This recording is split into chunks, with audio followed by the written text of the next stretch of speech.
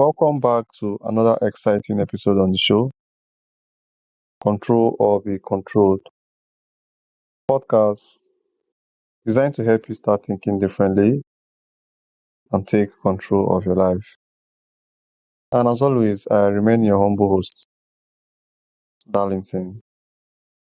Today's guest is Ali Christos, a quantum hypnosis practitioner, meditation teacher, coach, and author who helps people access the subconscious mind and what many describe as the higher self to gain clarity, healing, and deeper self understanding.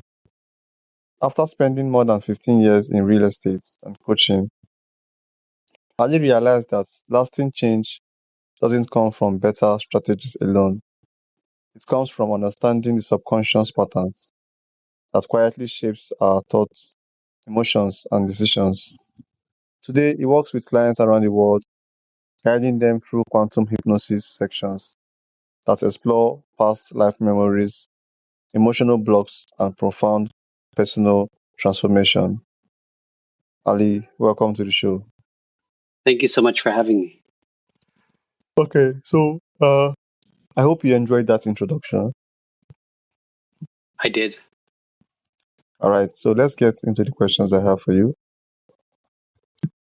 So you spent over 15 years in real estate before becoming a quantum hypnosis practitioner, right? hmm So why did you leave real estate and why did you make that dramatic career change? Well, it wasn't like one day I woke up and I said, "Hey, I don't want to do real estate. I want to be a past life regressionist."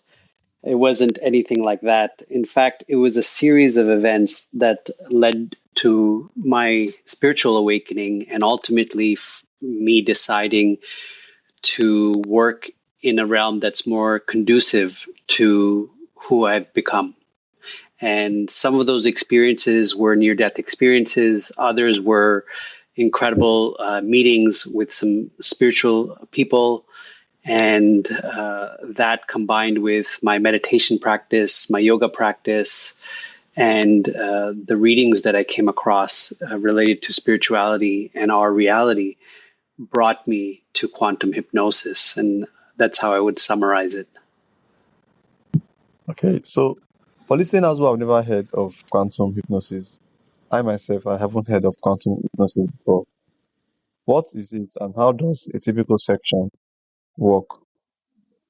So, quantum hypnosis was a term that was first dubbed by my teacher, Dolores Cannon.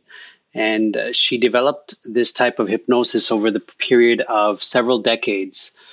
She started off with traditional hypnosis, where people would come to her for weight loss, for quitting smoking, phobias, those kind of things. And then she found that people would go into past lives, and she would be able to also access a higher aspect of them that she dubbed the subconscious, but some people may know it as the higher self. So quantum hypnosis is what she ended up calling it. In fact, she calls it QHHT, which is quantum hypnosis healing technique. And so this is a form of guided hypnosis that helps a person enter a deeply relaxed, focused state and explore memories, emotions, beliefs, imagery, and inner guidance. In a session, someone may experience scenes that feel like past lives, symbolic stories or images that they need to see, childhood memories, emotional insights, a sense of communicating with a higher part of themselves that we call the higher self or the subconscious. And they get answers that seem to arise from a deeper level of awareness. So different people interpret these experiences differently. Some see them spiritually, while others view them as imagination, metaphor, intuition, or subconscious material. But the experience does not have to be taken literal to be meaningful. A simple way that I would explain it is that quantum hypnosis is a guided process that helps people relax deeply and explore the subconscious mind. So when they experience these memories, symbolic imageries, emotions, or what they interpret as past life or higher self experiences, this is what we call quantum hypnosis. So I don't tell people what those experiences mean. My role is to guide the process to help them reflect on how the material may relate to their present life and help them in living a more fulfilled life. Okay, thank you so much, Ali. So we often talk about the subconscious mind shaping our lives. So how much of our daily behavior is actually driven by subconscious patterns? How much of our daily behavior is, Yes, it's driven by subconscious patterns. I would say, a lot. Because what we don't realize is that up until the age of 7 years old, we are developing these patterns that end up uh, reoccurring over and over again for the rest of our lives.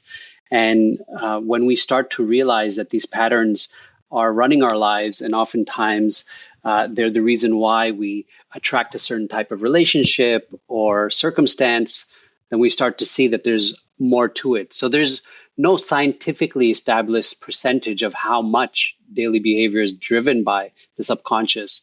But the popular claim that 95% of the behavior is subconscious is not necessarily a reliable research finding. I frequently cited real world study found that approximately 43% of everyday actions were performed habitually, meaning people repeated them in familiar contexts with relatively little conscious deliberation. So that does not mean that the remaining 57% was fully conscious, nor does it mean every habit comes from unresolved emotional programming.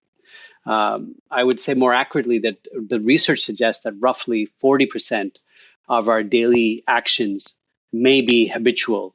And beyond habits, many of our emotional reactions, assumptions, and decisions are also influenced by processes happening outside of our immediate conscious awareness. But science cannot reduce all of that to just one exact percentage. So I would say that yeah, it's pretty significant, the amount that is runs our daily life, and you know, the habitual behavior would be, for example, like brushing your teeth, checking your phone, taking a familiar route. Oftentimes, we do it without even realizing consciously and being fully present, or automatic emotional responses like people becoming defensive, or patterns such as people pleasing, or withdrawal or anxiety after we get triggered are more examples of subconscious behavior. And yet another would be deliberate behavior, such as consciously weighing choices and deciding what to do. This is different because, but sometimes even when we're consciously deciding, there are underlying subconscious patterns that are running those decisions without us actually being aware of those. So the habits become more automatic through repetition in stable contexts, while conscious intentions become less influential over the immediate action. So I would say that much of the human behavior is more automatic than we realize. Research suggests, as I said, about 40% of our daily actions may be habitual, and our conscious choices can also be influenced by patterns operating outside of our immediate awareness. Okay, so you also help clients connect with what they call the higher self, or so what is the higher self, and what kinds of insights people can receive from the higher self? Practical insights of what I can receive from the higher self. Sure. So because people not everyone understands what the higher self is, so it's worth defining the higher self in a way that's inclusive rather than dogmatic. So here's what I would say. The higher self is a term that many people use to describe the wisest, most compassionate, and least fear-driven part of themselves. Some understand it to be a spiritual aspect of consciousness. others as intuition or deep inner wisdom, and others as access to the subconscious insights. So different people interpret it differently, but I don't think everyone needs to agree on one explanation for the experience to be meaningful, right? So um, I would say that a simple explanation would be that imagine the part of you that isn't reacting from fear, from ego, or from old conditioning. It's the part that sees the bigger picture, encourages growth, and often responds with incredible clarity, compassion, and honesty rather than impulse. That's what many people mean by the higher self. And so the second part of your question was how does that come up in sessions, right? And uh, how does the higher self show up, right? Yes. Okay. So in many of the quantum hypnosis sessions, clients report accessing what they describe as the higher self, or as my teacher calls the subconscious. They often receive insights about recurring patterns, relationships, fears, or life direction. So, whether someone understands those insights as spiritual guidance, subconscious patterns, or symbolic imagination, they can still become very meaningful starting points for reflection and positive change. People come to these sessions with questions, and these questions are what we pose to their subconscious during hypnosis. But even prior to the hypnosis session, we do something called the interview or the pre hypnosis session. And in that portion, we sit down with the client and we go over their entire life from the time they were born, their earliest childhood memories, their school years, their home life, their relationships, anything and everything that's meaningful to them. And we also discuss any of the symptoms that they may be having, physical symptoms, emotional symptoms, patterns that they're seeing that are unwanted. And we then review their questions before we go into the hypnosis. So this lays the foundation for a great hypnosis session, because we believe that, as it says in the Bible, ask and it is given, knock and you shall receive. So during the pre hypnosis session, the client is basically proclaiming what is important to them and why they have come to the quantum hypnosis session. What is their intention? And so, with that, we start the hypnosis portion, which is the second portion, and it's usually about 2 hours long. And once we induce the client into the state of hypnosis, which is essentially a deep form of relaxation, much like meditation, and it's a theta state. So it's the theta brainwave state is similar to when you're about to fall asleep. So it's a very natural state. It's not something where we're controlling the client. They're fully in control. They can stop the session anytime they want, and it's very safe. So unlike plant medicine, such as you look at DMT or ayahuasca, or even shrooms, this type of accessing the subconscious is super safe, and it's a very controlled environment, and it's been proven over thousands and thousands of clients. So when the higher self does come through, it often comes through after it shows a past life, a parallel life, or a future life. Sometimes we go into a portion of the client's current life in the past that they need to see. And then we bring forward the higher self or the subconscious part of their mind, and we pose questions and we do body scan. We look to do healing and discuss any blockages that they may be having in their body. So all of this may sound very out there and miraculous, and in some ways it is. And I myself, coming from the business realm, never really believed in this stuff, to be honest. And it was only after I had the session done on myself that I started to realize that this stuff works, and it's very deep and profound work.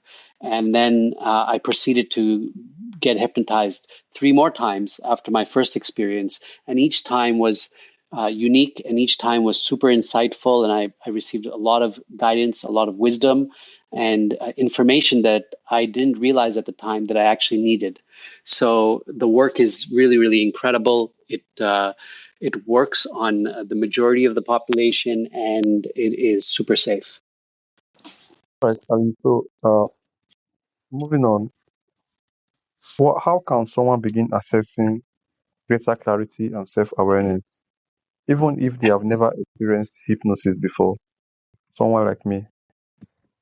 Well, there's many ways to access that uh, inner wisdom that we all have. One of those ways is meditation. And I actually encourage clients to meditate. Many of the people that do come are meditators, but some are not. Those that are can attest to the fact that when you are a regular meditator, you sit in silence or you spend time in nature or sitting quietly, and you reduce the mental noise, it allows for deeper insights to resurface. And that is how you can access your higher self. You don't really need to be hypnotized, although the hypnosis session is a great way to have a trusted guide such as myself help accelerate the process and make it more intentional and impactful, and hopefully get all your questions answered. And so another way to do it aside from meditation, I would say, is um, journaling. One of the types of journaling you can do is called automatic writing. It's where you don't censor yourself.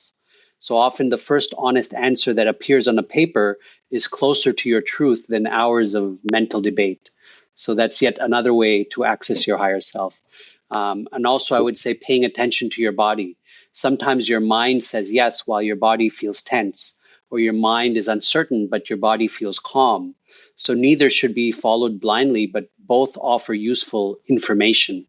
And another thing I would say is create space before reacting. Clarity often appears in the pauses between a trigger and your response. So one question I find especially helpful is, if fear wasn't making this decision, what would love, wisdom, or integrity choose? So that doesn't mean that the answer will be easy, but it often becomes much clearer. So clarity isn't about getting more information, it's about removing what is clouding your perception.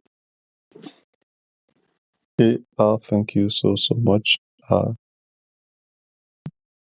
so moving on, how do meditation, coaching, and quantum hypnosis complement one another in helping people transform their lives? Um, how does all that I do complement one another to transform a Yes, life? yes, Is that the question? yes. Okay.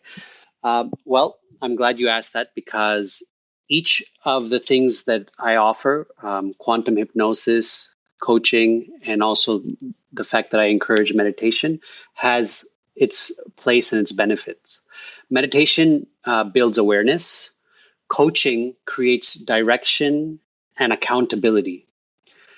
QHHT, or quantum hypnosis, explores the deeper patterns beneath the surface. So uh, each of these three have their place. So when you do meditation, you're becoming, you're accessing awareness, right? So meditation helps you to notice thoughts, emotions, urges, and reactions without automatically becoming controlled by them. It allows you to become the observer, and it can help you in slowing down. It can help in becoming less reactive and more present, more mindful. It can help in recognizing recurring patterns. It can help create space between a trigger and your response. And it can connect with greater calm. It will help you to connect with your sense of peace and inner clarity. So, meditation helps you see what is happening. And now, when we come to coaching, it's more about action and integration. Coaching helps turn awareness into practical change. So, coaching can help you in clarifying what you want. It can help in identifying obstacles. It can help in creating realistic goals. It can help in making decisions. It can help in building new habits, remaining accountable, and integrating the insights into everyday life. So, coaching helps you decide what to do next and follow through. And that brings me to the third service that I offer, which is quantum hypnosis. And this is quantum hypnosis is about deeper exploration.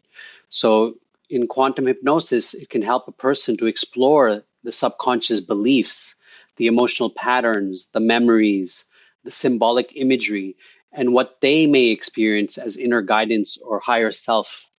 So it will help, quantum hypnosis will help reveal why a pattern feels so difficult to change, right? Why do I, for example, keep attracting the same type of relationships? Or, why can I not hold on to money? Or why do I feel repulsed by a certain race, for example? These are things that may be hidden away deep in the subconscious, and we are able to access that and unlock it. Yet another thing that quantum hypnosis helps with is where certain fears or beliefs may have begun, the root causes of them. And many of these beliefs and patterns lead to dis-ease if they're not taken care of. So quantum hypnosis helps with that. We get to the root of it. And oftentimes when a client sees why they are repeating these patterns or where the fears come from, then it disappears. And that's the beauty of it. Another thing that quantum hypnosis helps with is what a behavior has been trying to protect them from. Or deeper emotions, emotional needs that they may have, or themes affecting their identity and their relationships or life direction. Many people come asking for to find out their life purpose, and quantum hypnosis helps with that. So some people interpret the experience spiritually, while others understand it psychologically or symbolically. So it doesn't need to be taken literally to provide the meaningful reflection that quantum hypnosis provides. So how do all three of these work together? I would say that quantum hypnosis may help uncover the pattern. Meditation helps you notice when the pattern is happening, and coaching helps you choose and practice a different response to those patterns. So for example, someone may discover during a session that people pleasing is connected to a deep fear of rejection. And meditation may help them notice the anxiety that appears before they say yes to someone. And then coaching would further help them practice setting boundaries, communicating clearly, and taking consistent action so that they don't override what they actually need when they otherwise would people please. So together, the process can become insight, awareness, action, and integration, one leading to the other. And the important point is that no single experience transforms a life by itself. A powerful insight may open the door, but lasting change usually comes from practicing new choices repeatedly. So I would end by saying that I see quantum hypnosis as a way of exploring what may be happening beneath the surface of the mind. Meditation develops the awareness to recognize those patterns in real time, and coaching helps translate the insight into practical decisions, habits, and accountability. So one reveals, one observes, and one helps integrate. The combination can support meaningful transformation, but the client still has to live the change. Okay, Ali. So, if there's one message you would like listeners to remember about healing, consciousness, and personal transformation, what would it be? Just one message. Well, one message that I would like to leave the audience with is you are not your patterns. You are not your patterns. You are the awareness that can notice them, understand them, and choose differently. Okay? So transformation doesn't happen because you have one profound insight. It happens because you become aware of your patterns and understand them with compassion and repeatedly choose a different way of living. Okay, Adam, thank you so much, Ali. So, if listeners want to connect with you and be part of the quantum hypnosis, how can they do that? The best way to connect with me at the moment is through my main website, which is qhhtwithali.com. And QHHT stands for Quantum Hypnosis Healing Technique with Ali.com. And there you will find my 3 services, my YouTube channel link, my Instagram link, many blogs with a lot of information that's helpful. And then the second way to connect with me is through my brand, myspiritualteacher.ca. And on myspiritualteacher.ca stands for Canada. You'll be able to find some of the books I've published on spirituality that can help you on the spiritual path, and also over 200 musical tracks that I've published related to spirituality and spiritual awakening. Okay, thank you so much, Ali. This has been a very exciting episode. Thank you for sharing your wisdom and the perspective with me and my audience. So you're most welcome. Yeah, thank you. All right, so guys, make sure to check out Ali's work. Me personally, I have not been hypnotized before, but I like to study my patterns and I try to break them. But Ali, it's not very easy to break patterns. You know that it's not easy to break patterns. And when I try to break patterns, I see myself still doing those old patterns. So, all right, so I would try to connect with you also and send you a message personally on my own. Thank you so much, Ali, for coming to my show. You're very welcome. Thank you for having me. Have a great day. Okay, I'll see you guys again on the next episode. Bye, guys.